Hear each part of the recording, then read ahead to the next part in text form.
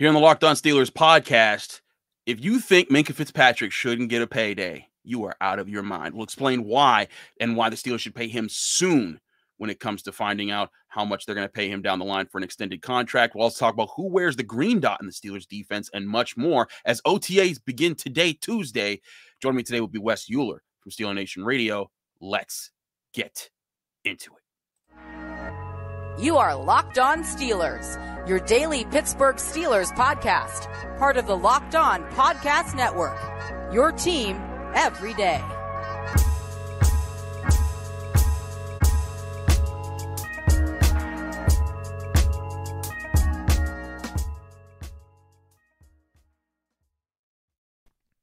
And welcome to the Locked On Steelers podcast. I'm your host, Chris Carter, bringing you your daily dose of all things at the Pittsburgh Steelers. As always, you can find the show on Apple, Spotify, Google Podcasts, Odyssey, and YouTube. If you're watching this video on YouTube, hit the like button if you enjoy it. Hit the subscribe button to our YouTube channel to get all of our daily episodes, Monday through Friday, as well as our breaking news updates and our bonus episodes. We thank you for making Locked On Steelers podcast your first listen every day. Joining today, as always, we have him on every week, the man, the myth, the legend, Wes Euler of Steeler Nation Radio and the Ears and Beers podcast. What's up, Wes?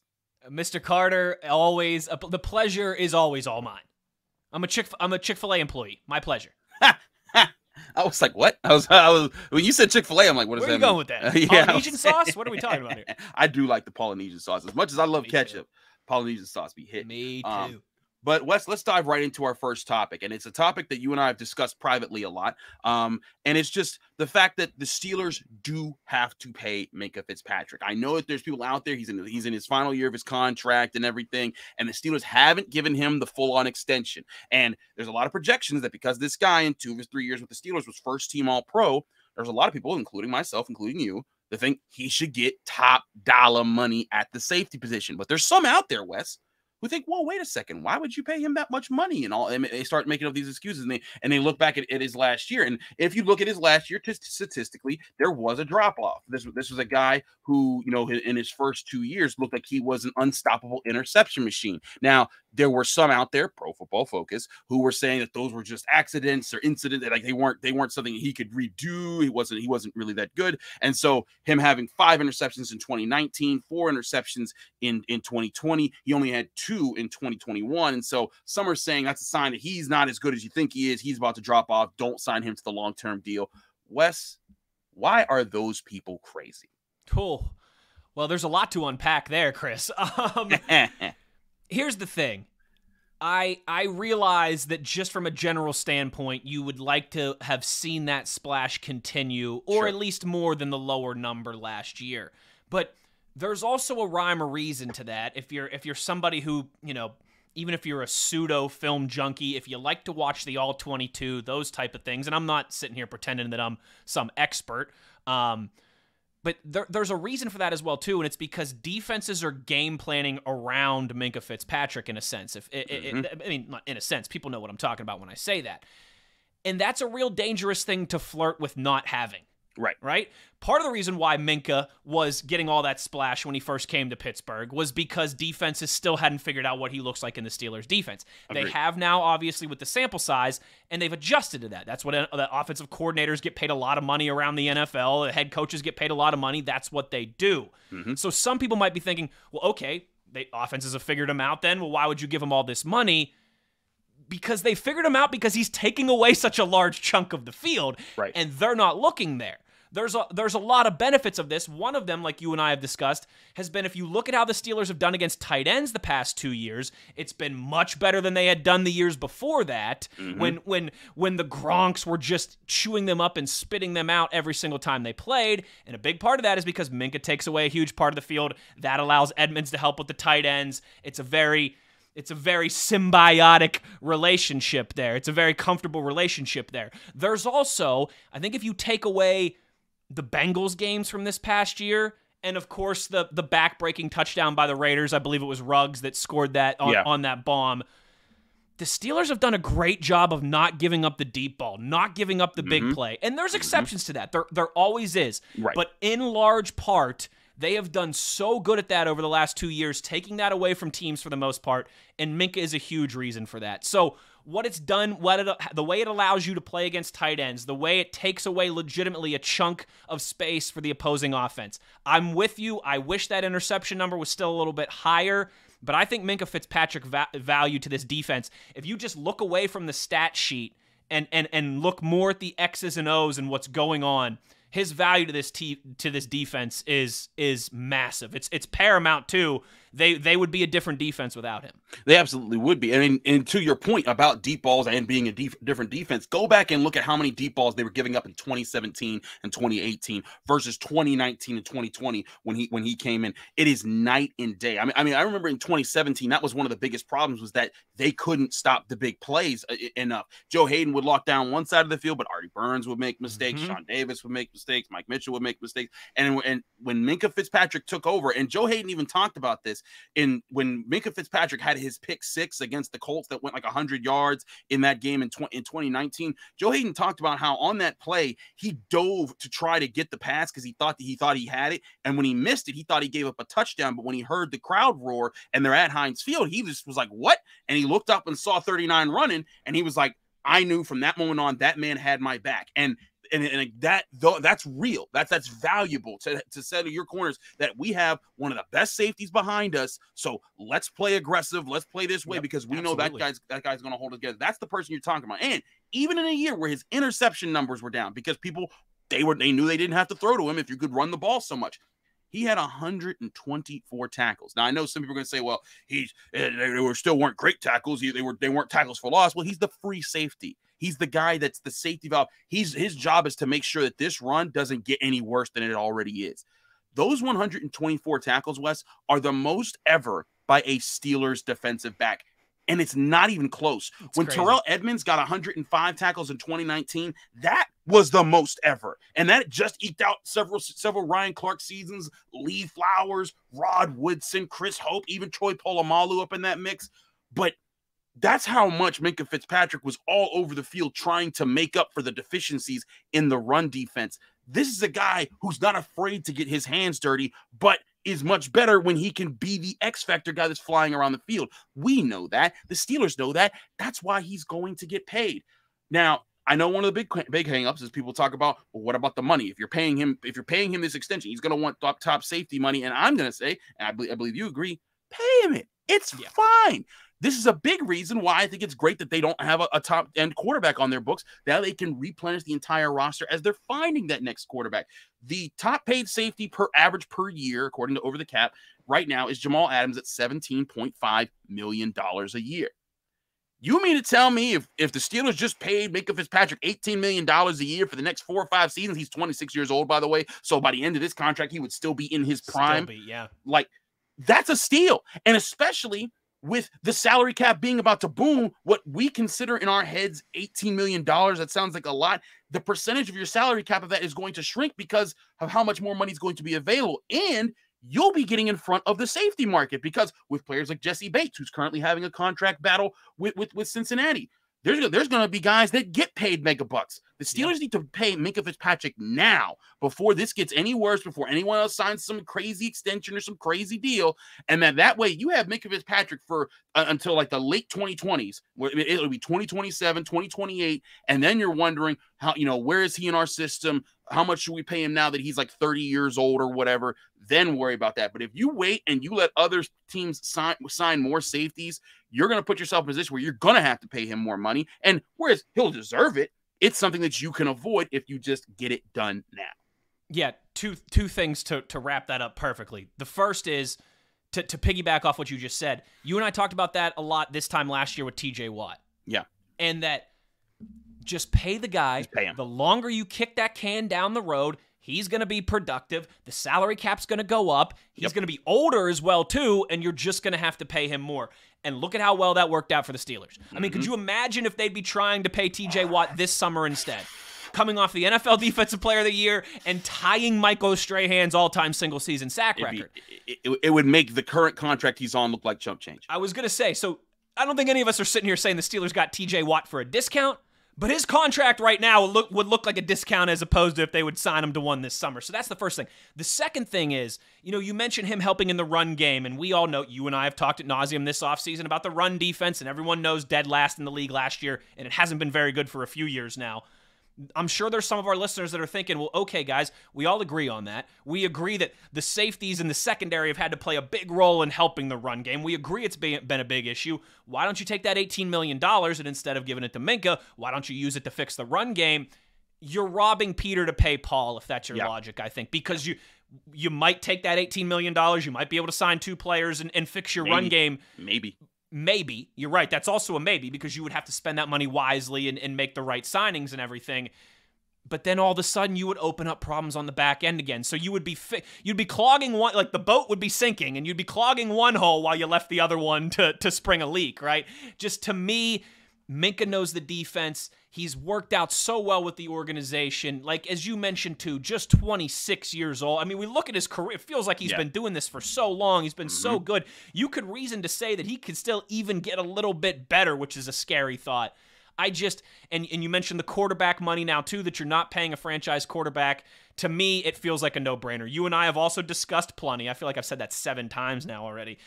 That if the Steelers are going to have success this year and really what feels like for maybe the next 2-3 years, the defense is going to have to lead the way. Right. And don't you want Minkah to be a part of that?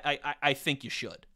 I think you should too. It just makes the most sense to make Minkah part of that equation and make sure he's a part of it. And not just part of the equation, he's one of the biggest numbers in it because he's going to be a guy. And like you said, you could take, theoretically, let's say, we could take that money and get 2 really good run defenders and help with that. Not only would you be weakening the back end of your defense, you're going for the whole a burden. You're forgetting the whole a bird in the hand is worth 2 in the bush type of deal. Because if I know I have one of the best safeties in the NFL, would you trade that for maybe 2 solid run defenders? And if one of them's a bust, you only got 1 and neither of them are great? Like, that's what we're talking about here. Now, if you have been in the system already for 3 years. He knows your system. He's loved. He's appreciated. He's thought of to be a leader.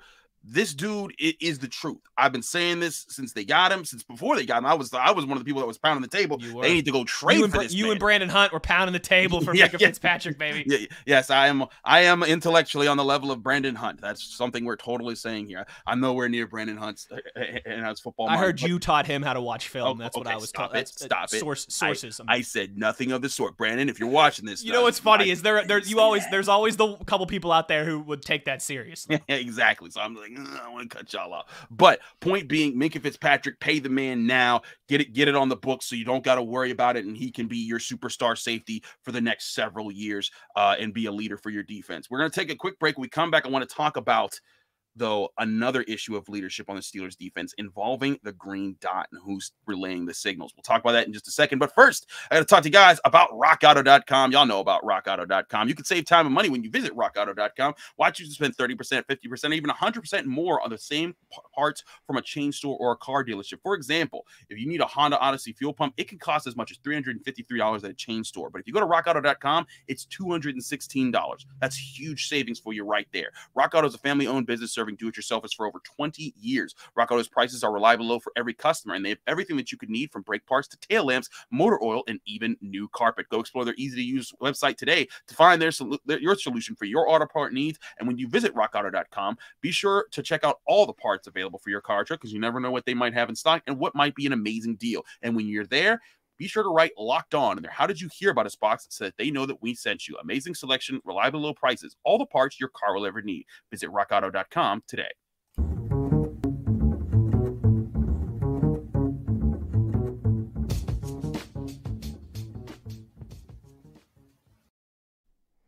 Back here on the Locked On Steelers podcast, I'm your host, Chris Carter, here with Wes Euler of Steel Nation Radio and the Ears and Beers podcast for the West Virginia Mountaineers. Now, Wes, so we were talking about defensive leadership. One of the things that's always talked about is who wears the green dot. If you don't know what the green dot is, that is essentially the signal that you're the person who has the helmet with the receiver in it and the microphone. You're hearing what the play caller is giving from the booth. When the plays are going onto the field, you're the person who gets that and you're relaying the information out. So oftentimes the green dot person, the signal caller. That's the off-ball linebacker who's the most responsible, who's going to get everyone on the same page. That was Ryan Shazier, that was Lawrence Timmons, that was James Ferrier. Down the line, whoever was the leader, that was normally the guy. So the question is, and this question comes from Owen, is who wears that this year? This is Owen from the United Kingdom asking us right here on the Locked On Steelers podcast. Hello, Chris. This is Pittsburgh Owen from the UK, your voice from across the pond. Got a question for you, bro. Who wears the green dot on the back of their helmet next year for the Pittsburgh Steelers in defense, and why do you think that person is the best person to wear that green dot? Thanks, buddy. Keep up the great work. Here we go, Steelers. Come on. Thank you, Owen, for your question. Always appreciate you. Owen's been a long-time fan of the show. He has his own. Yeah, he's great. Check out his show, Pittsburgh and the Steelers Syndicate. They're on YouTube. Do check them out. They do a great job. If you're a Steelers fan, they're a good fan show to be a part of. And remember, if you want your question on the show, call in at 412-223-6644. Leave a voicemail with your name and where you're from, and then we'll try to get you on the show and answer your question as it pertains to the Steelers. Also, if you're international like Owen, you can send an email to Steelers topic bag at gmail.com. Just include an MP3 file that has your question in it, and we'll try to get you on the show with your question. But to answer Owen's question, it's obvious that this is going to be down to two major linebackers, and that's Devin Bush and Myles Jack, in my opinion. Now, Devin Bush is in an interesting position because last year, I think the Steelers were hoping he would take the green dot. But that became a problem because he was very confused at times. He looked lost on the field, wasn't able to make things happen.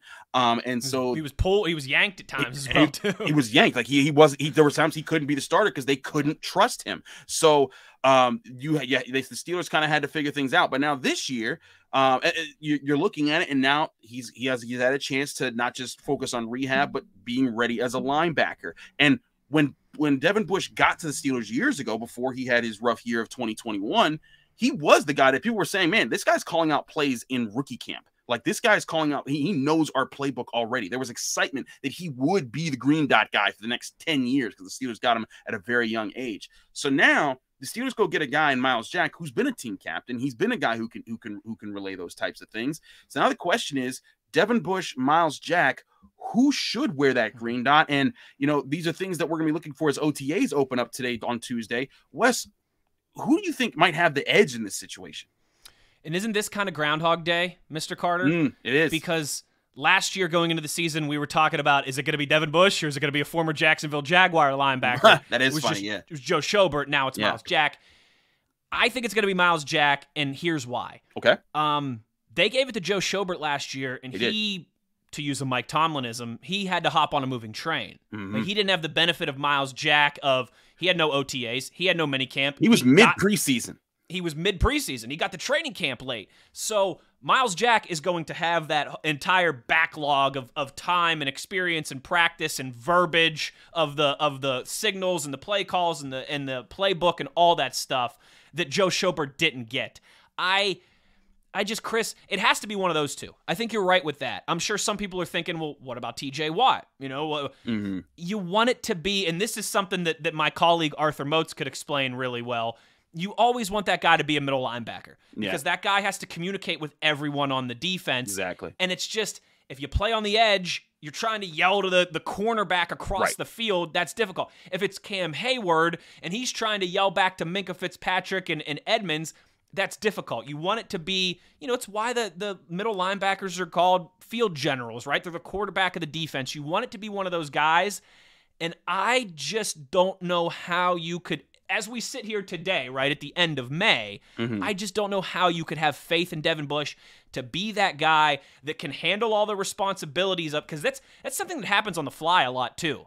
You got to think, how many offenses, Chris, run no huddle, run hurry up, run some type of hybrid of that, if not all the time, throughout points in a game. There's a lot of times where you've got to be able to, you're running back to the line of scrimmage, you're getting the signal at the same time, you're relaying it to all the levels of the defense, and you've got to do all that in 11 seconds, somewhere between 13 and 9 seconds. You have to have a guy that you trust to not come off the field. And I think that they thought that was Joe Schobert last season. It clearly was not. Right. Myles Jack, though, is in much better position to do so, as we mentioned, because he will have that full off-season program and training camp that Joe Schobert did not. So again, as we sit here today, I would love for it to be Devin Bush. I just don't have the faith that I can do that at this point. It might even be a situation where Myles Jack comes in and it's just going to be right now during OTAs. They're going to see how these two guys do next to each other. Who's quicker, who picks up on things a little bit faster, who's sharper in their detail. These are the things that Mike Tomlin will often talk about, because as much as fans might be like not that excited about OTAs, it's like, okay, it's OTAs. They're only in shorts. They're not really doing anything. Mike Tomlin loves every part of the season because he looks to challenge you and see how serious do you take today, even though today is 4 months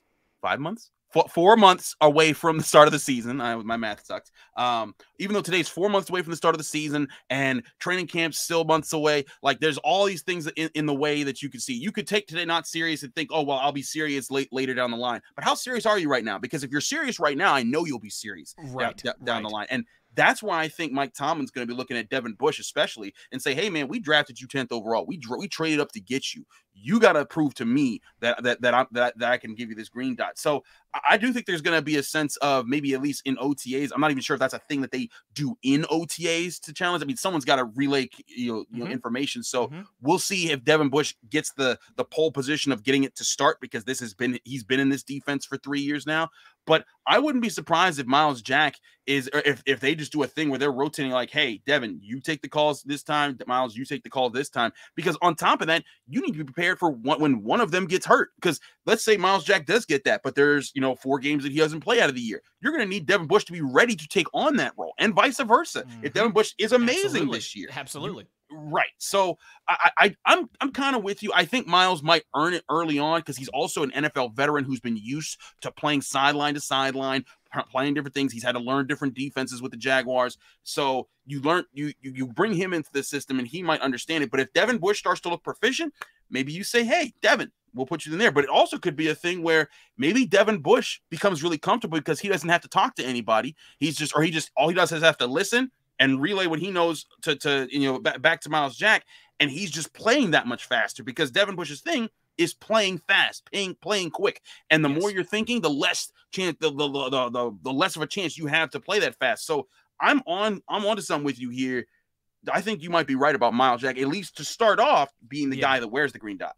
I will say this too, as you give some of the valid points for Devin Bush. One thing that he has working in his favor as well too. Yeah, it's not a complete cleaning of house. It's not a complete new staff turnover, but Keith Butler's gone. And yeah, Terrell Austin's been there, but it's his defense. And we know Mike Tomlin has a big say in the defense as well, too. But Terrell Austin's the guy sitting in that DC seat now. And now Brian Flores is there as well, too. Yep. So there is a little bit, while it's not like they completely cleaned house and brought in a new staff or anything like that, there is a little bit of an opportunity for I think it's fair to say, a fresh start for Devin as well, too. There certainly is. And like you said, Brian Flores is there. Jerry Osofsky is back to also help with that. Remember, Jerry Osofsky had to leave in the middle of the season because of the unfortunate passing of his wife. And I know that's one thing. It's like you don't say like, oh, well, that's definitely impacting the field. But to me, it's like when you lose your coach, when you're in a year where you're struggling to figure out who you are as a linebacker again, everything else going on, that's going to have an impact. So I think Devin Bush, I've said for a long time, Devin Bush deserves a bit of a mulligan for 2021. I also think that some of the mistakes, some of the problems that happened to run defense weren't just about him. It was about a mixture of problems the Steelers defense had. But this year, he has to turn it back on. The question is, can he turn it back on while being the guy that relays the calls? We will find out as things go along, and we'll see if there's any indication that on the first official day of OTAs this Tuesday, today, as the Steelers open things up for the next 3 days. We'll keep talking defense and defensive leadership because we've been talking about Minkah Fitzpatrick, we've been talking about green dots. Who are those faces of the future Steelers defense? We know that Cam Hayward's been the face that's kind of carried the torch for a while, but I think it's important to talk about who's going to be those future faces. We'll talk about that in just a second here in the Locked On Steelers podcast. But first, we got to talk to you guys about Built Bars, and not just Built Bars, the Brownie Batter Built Puffs. I love brownies, and if you love brownies, you probably love the brownie batter that you get in the bowl after you finish making them. You're putting a spoon in the brownie batter, you're licking it up, you're like, man, this tastes awesome. And if you've ever wanted some way to eat that brownie batter, but it be healthy for you, let me tell you, friends, you're in luck because Built Bar has new Built Puffs that are brownie batter flavored. If you haven't tried them, these are amazing. Built Puffs are basically protein-infused marshmallows. They're light. They're only 140 calories, and when you eat them, they're going to taste like the flavor. I'm telling you, they're covered in chocolate already because they're covered. All Built bars are covered in 100% real chocolate, and then the inside is easy to chew, easy to put down. 140 calories while getting 17 grams of protein and only 7 grams of sugar. So imagine eating all of that brownie batter and only getting 7 grams of sugar and 140 calories from it. It's a steal of an opportunity to eat something that tastes great, but is good for you at the same way and helping keep your protein counts up. So go to built.com right now and find the brownie batter puffs on their website. And when you go to built.com, use the promo code LOCKED15. That's LOCKED15. LOCKED15. You'll get 15% off your next order when you visit built.com.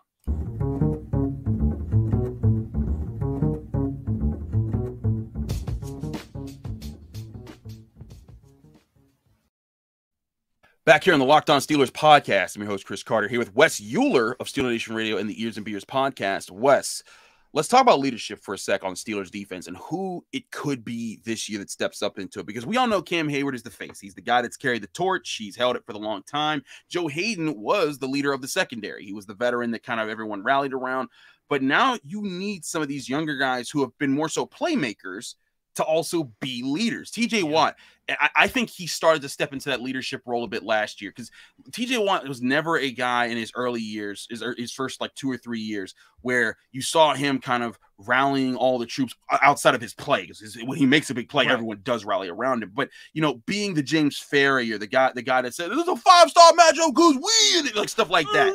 Who right, like Joey Porter type stuff. But you saw last year, he was doing the who ride, re-ride. He was doing the pregame stuff, and everyone was rallying around him. So he's starting to become that, even if not everyone sees it all the time. But there need to be others that are part of this next crew. Cam Hayward is, you know, don't tell Cam that I said this, because he doesn't like it when people call him old. But he's in his 30s and he's getting up there, and he's not going to have. He's football old. He's football. He's not old. He's football. See, I still think Cam would like if he hears us saying this, he's gonna yoke us up at practice at the Southside facility and be like, Wes and Chris, I heard you were calling me old on the show. But anyways, point being, he's been doing this for a long time. They need those new faces to come around. We know TJ Watt's gonna be in that mix. This is another reason why I think it's so important to pay Minkah Fitzpatrick, because Joe Hayden was the guy who the defensive backs rallied around, because he was the voice of reason, the veteran, the Pro Bowler, the guy who'd been there, done that, and he was the guy that everyone revolved around. Now Minkah Fitzpatrick, who I think this is important, understood deference and never tried to overtake Joe Hayden. He understands that's the man. He's earned this spot. He's a leader on this team. I'm not going to try to outspeak him or outlead him. But now that's out of the way. Minkah Fitzpatrick, I think, you know, because he's at Alabama, there was the same thing there. If there was an older guy, then you respected their leadership, and then you took over as a leader. I think Najee Harris might be going through the same thing with the offense. But I think Minkah Fitzpatrick is a huge part of leading this defense into the future. And I want to get your thoughts on this, Wes. Is he the guy that you think is going to be like a rallying cry? Because in our time watching and covering the Steelers, you know, Troy Polamalu was a leader, but he was never the guy that everyone kind of rallied around. You know, even Ryan Clark was a little bit more of that because he was more vocal. Troy was just about, I'm going to make the play on the field and follow me by example, whereas James Farrier was more of a voice. Can Minkah be that guy? I think that's a big question. That is a big question. You know, ideally, I think you kind of hit on this. Ideally, he becomes that guy who is the emotional galvanizer. And then you have the TJ Watt, who's more so just the, what's the old, was it FDR or Teddy Roosevelt, like the walk quietly but carry a big stick thing. Yep. You have the guy who's more, you know, who can get vocal at times, but is more just business and leads by example. And then you have the galvanizing energy guy. I think that's the perfect balance. You had that on all those great Steelers defenses, right? Like the dynamic between Joey Porter and Troy Polamalu type thing, right? Farrier and Troy Polamalu. I think you've seen a little bit of this with the Penguins in town as well, too. Sidney Crosby's always been the TJ Watt type, right? And then the Penguins have had the other guys to fill in to be kind of the emotional galvanizer. That, to me, is the perfect blend. One guy One guy, Ben Roethlisberger, who goes about his business and is a professional and shows it that way. And then another guy in Marquise Pouncey who will grab you by the throat and rip your head off, right? Exactly. No, I agree. That's the duality of leadership balance that I think you want. And they have half of that clearly in TJ Watt, and they've got obviously a good bridge for both in Cam Hayward. But as you alluded to, we're not calling him old, but he's not also going to be around forever either. I think Minkah is a prime candidate to emerge there. I also, Chris, I think Alex Highsmith could potentially become that guy. Oh, I like that. Not that he's going to be an all-pro, not that he's going to be as great as Minkah or Joe Hayden, right, in terms of their pedigree of their careers.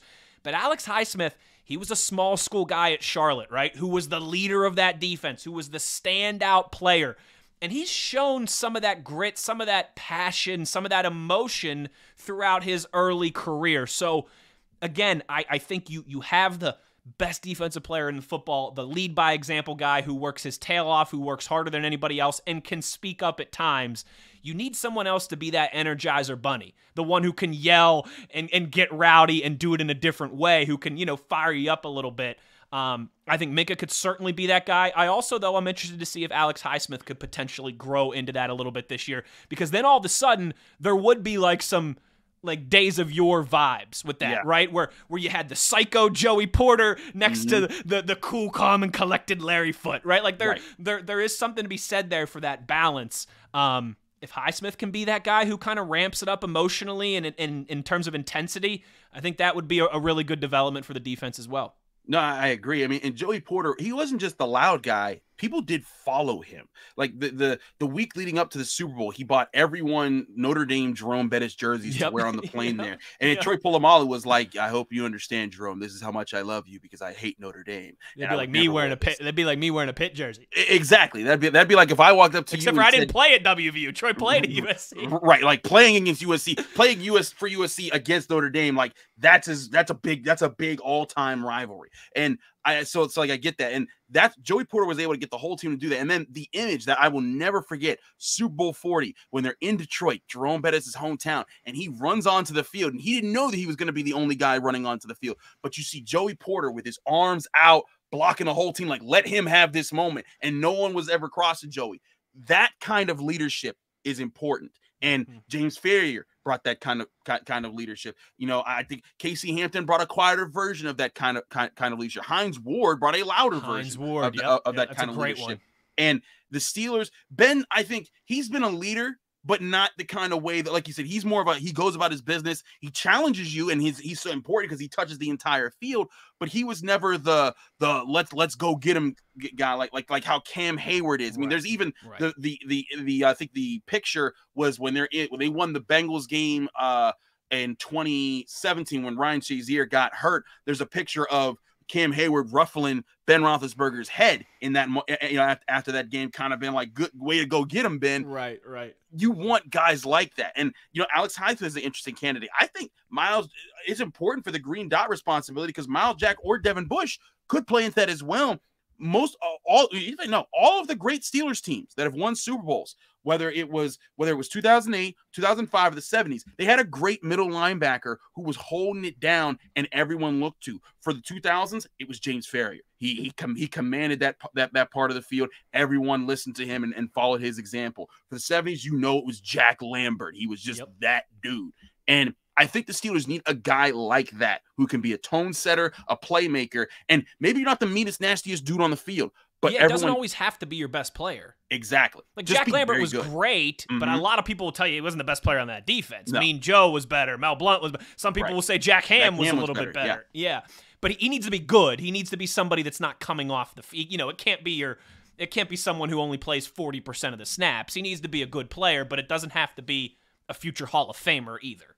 Absolutely. So point here is the Steelers do need leaders to emerge. We'll see where they emerge and who emerges into those roles over the next couple of years. But the first steps of seeing that moving forward is OTAs, which do start today, Tuesday, at the Steelers facility. I will be there. Wes, you'll be there. It's going to be an exciting time. We'll be talking about what's going on at practice. So stay tuned here on the Locked On Steelers podcast. We will give you updates after the first day of OTAs. What happened? What are the top storylines? We'll be examining that. You can also read my work at Steelers Now. But Wes, thanks for joining the show. Let people know can find you, follow you, and get more of your work. Yes, sir. So, I mean, I think most of the loyal listeners, they've probably heard me give this spiel before. So hold on. Don't hit the fast forward button. Different schedule for the next 3 weeks. Yes. Because as Chris mentioned, Moats and I live at OTA, Steeler Nation Radio. Chris will be hopping on with us. We'll have players and coaches hopping on with us. Brian Batko, who was on the podcast here last week, will be hopping on with us. Moats and I, Tuesday, Wednesday, Thursday for the next 3 weeks, 10 a.m. to 1 o'clock. So we're 3 days a week, but you get the bonus hour. We're doing 3-hour shows now instead of 2-hour shows. 10 a.m. East Coast time, Tuesday, Wednesday, Thursday. So if you're up in the morning, if you're looking for, some OTAs coverage, we will be live at practice. We're going to have our radio roast set up right there in Mr. Rooney's backyard at the UPMC Rooney Sports Complex. We'll have great guests, and we'll have 3 hours of live coverage, Moats and I, from 10 to 1 o'clock at OTAs every single day. So if you're looking for OTA, if you're a Steelers junkie, and if you're subscribed to the Locked On Steelers podcast, I got a feeling you're a Steelers junkie. We will have 6 hours of live OTA coverage every single day on SNR beginning at 10 a.m. Absolutely, do check them out. They'll be there on site, and who knows, you might hear me talking on there. But Wes and Moats, they do great work. You'll hear the team there from Steeler Nation Radio covering things, player interviews, all of that will be available. So do check that out when you get the chance. Wes, thanks so much for joining the show. It's always a pleasure to have you here. Follow the man at Wesley Euler on Twitter. He does great stuff all the time. Follow me, Chris Carter, on Twitter at Carter Critiques. I do great stuff some of the times, but you can follow me there. You can also watch and listen to this show on the Locked On Steelers podcast on Apple, Spotify, Google Podcasts, Odyssey, and YouTube. If you're enjoying this video on YouTube, hit the like button on the video. Let us know you enjoyed it. Subscribe to our YouTube channel to get all of our daily Monday through Friday episodes, as well as our bonus episodes, and you'll sometimes get our breaking news updates when those come out. You can also read my work at SteelersNow.com, a Steelers website under the Pittsburgh Sports Now franchise. But you go there, check out SteelersNow.com. You'll see my articles that are up, where you'll also be able to read a lot faster where, what my thoughts are on the first days of OTAs, as I'll be on hand covering it for Steelers Now and Locked On. Thanks again for checking us out here. Remember to subscribe to the podcast, rate us 5 stars on Apple Podcasts with a positive rating, both at the same time. Get you a shout out at the end of the show. Back tomorrow, talking more on your Pittsburgh Steelers. We'll have Josh Taylor on. It's going to be a fun one. We'll see you then.